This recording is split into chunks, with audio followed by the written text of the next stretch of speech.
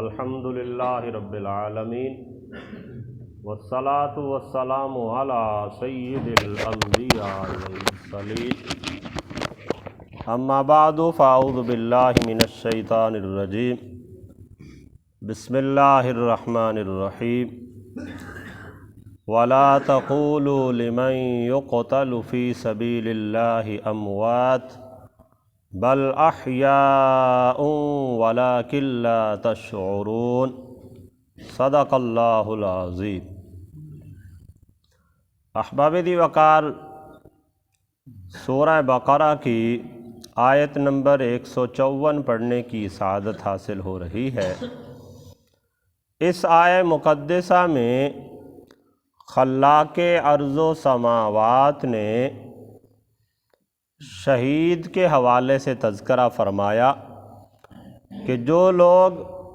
اللہ کے رستے میں قتل کر دیے جائیں، اللہ کے رستے میں اپنی جان کا نذرانہ پیش فرما دیں، تو رب تعالیٰ نے ان کے بارے میں اعلان فرمایا کہ انہیں مردہ نہ کہو، بلکہ ارشاد فرمایا کہ وہ لوگ زندہ ہیں اور تمہیں ان کی زندگی کا شعور ہی نہیں ہے۔ تو احباب دی وقار ارشاد فرمایا وَلَا تَقُولُوا لِمَن يُقْتَلُ فِي سَبِيلِ اللَّهِ أَمْوَاتٌ،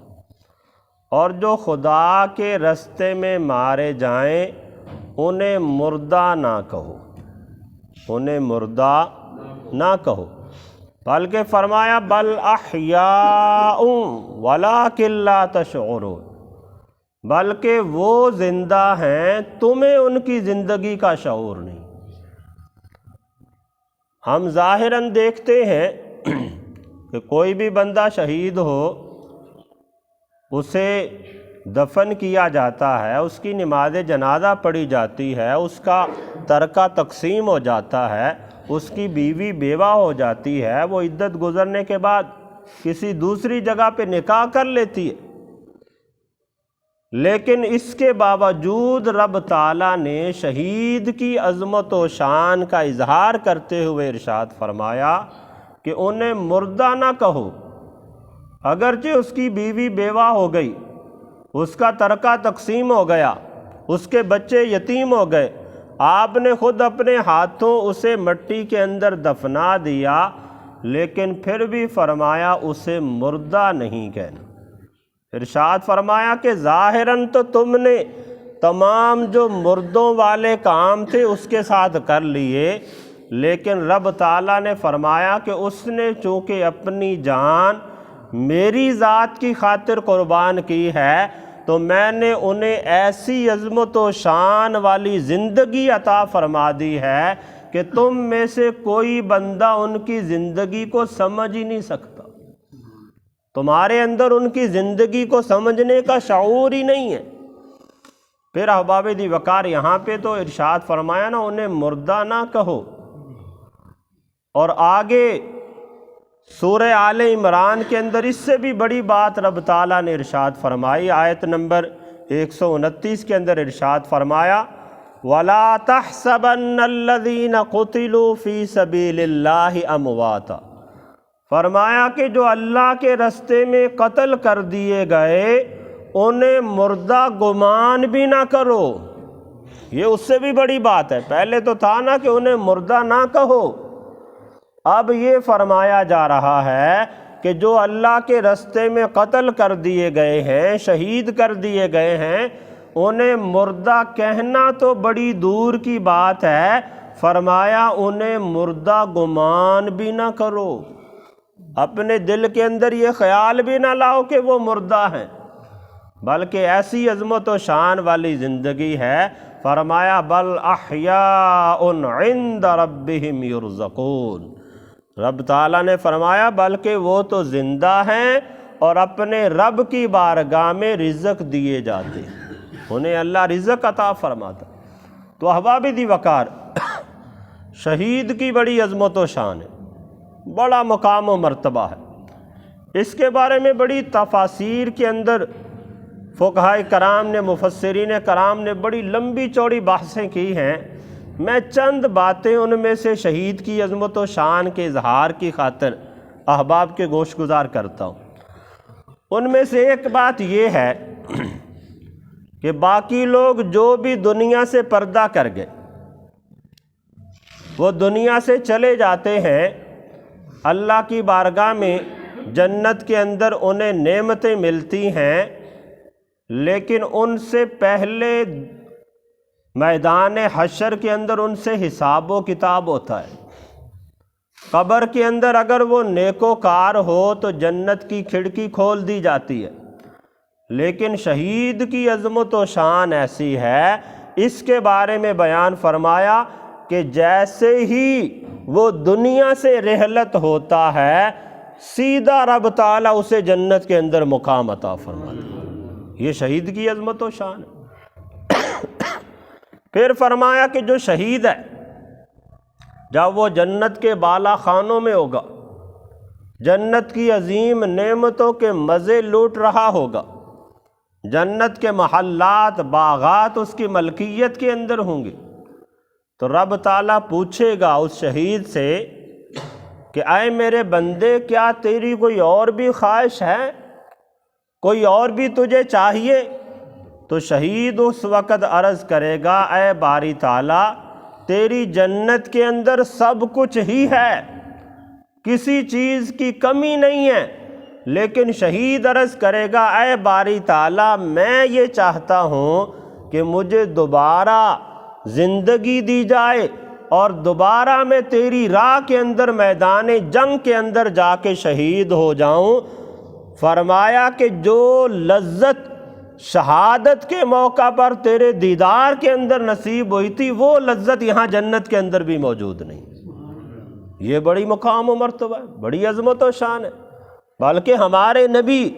صلی اللہ تعالی علیہ وسلم آپ بھی اللہ کی بارگاہ میں یہ التجا کیا کرتے تھے، آپ کی بھی خواہش یہ تھی کہ میں اللہ کے راستے میں شہید کیا جاؤں۔ بخاری شریف کے اندر کتاب التمنی میں ایک حدیث مبارکہ ہے جس کے اندر نبی علیہ الصلاۃ والسلام کی اس خواہش کا اظہار ہے۔ حضور نے ارشاد فرمایا لَوَدِدتُّ أَنِّي أُقْتَلُ فِي سَبِيلِ اللَّهِ ثُمَّ أُحْيَا ثُمَّ أُقْتَلُ ثُمَّ أُحْيَا ثُمَّ أُقْتَلُ ثُمَّ أُحْيَا ثُمَّ أُقْتَلُ۔ یہ بخاری شریف کی حدیث ہے کتاب التمنی کے اندر۔ نبی علیہ السلام نے ارشاد فرمایا کہ میں اس بات کو پسند کرتا ہوں کہ مجھے اللہ کے راستے میں شہید کر دیا جائے، پھر مجھے زندگی دی جائے، ثم اقتل، پھر قتل کر دیا جاؤں، ثم احیا ثم اقتل، پھر مجھے زندگی دی جائے، پھر اللہ کے راستے میں شہید کر دیا جاؤں۔ 3 مرتبہ نبی علیہ السلام نے یہ الفاظ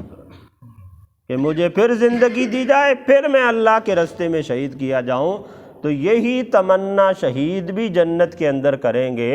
کہ ان کی خواہش یہ ہوگی کہ جو شہادت کے موقع پر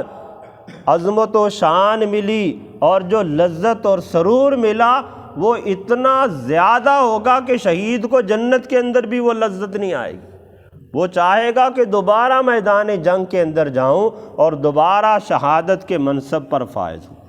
پھر احباب دی وقار، جو عام لوگ ہیں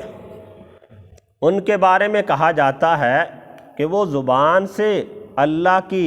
وحدانیت کی گواہی دیتے ہیں، نبی علیہ السلام کی رسالت کی گواہی دیتے ہیں، یا اپنے قلم کے ذریعے توحید و رسالت کی گواہی دیتے ہیں، لیکن فرمایا شہید ایسی عظمت و شان والا انسان ہے کہ اس کے خون کا ہر قطرہ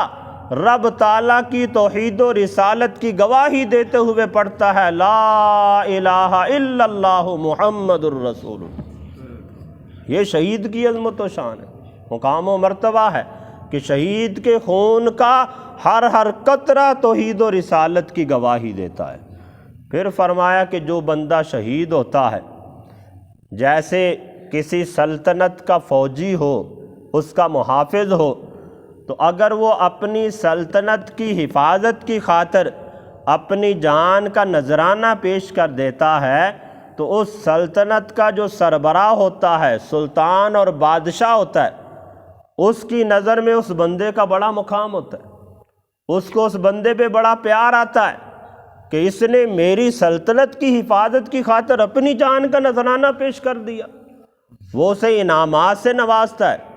اس کے اہل خانہ کو انعامات سے نوازتا ہے۔ آپ لوگوں نے بھی دیکھا، یہاں پاکستان کے اندر بھی اگر کوئی شہید ہو جائے تو اسے نشان حیدر کے طور پر یا نشان جرت اور شجاعت کے طور پر اس طرح کے تمغات دیے جاتے۔ اسی طرح فرمایا کہ جو بندہ اللہ کی سرحدوں پر پہرا دیتے ہوئے، اللہ کی حدود پر پہرا دیتے ہوئے اللہ کی رضا کی خاطر اپنی جان کا نذرانہ پیش فرماتا ہے تو رب تعالیٰ اسے بھی انعامات سے نواز دیتا ہے، اور وہ بندہ اللہ کی بارگاہ میں محبوب اور پیارا بن جاتا ہے۔ یہی وجہ ہے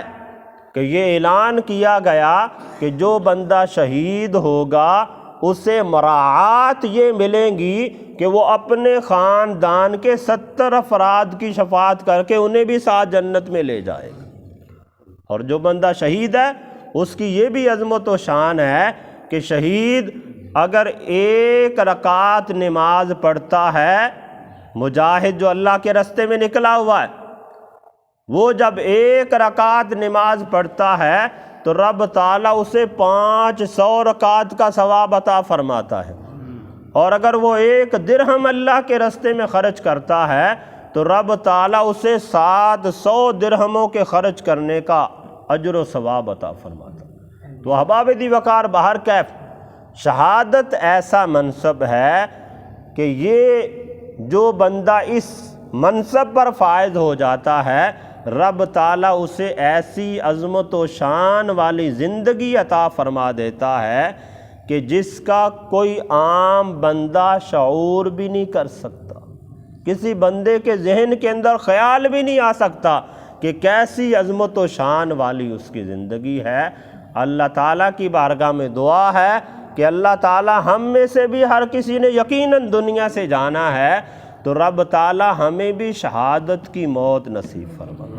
شہادت کے بارے میں ایک شاعر نے اس طرح سے بھی بیان کیا، شہادت آخری منزل ہے انسانی سعادت کی، وہ خوش قسمت ہے جس کو مل جائے دولت شہادت کی۔ اللہ تعالیٰ ہم سب کو بھی ایمان پر موت اور شہادت کی موت نصیب فرمائے۔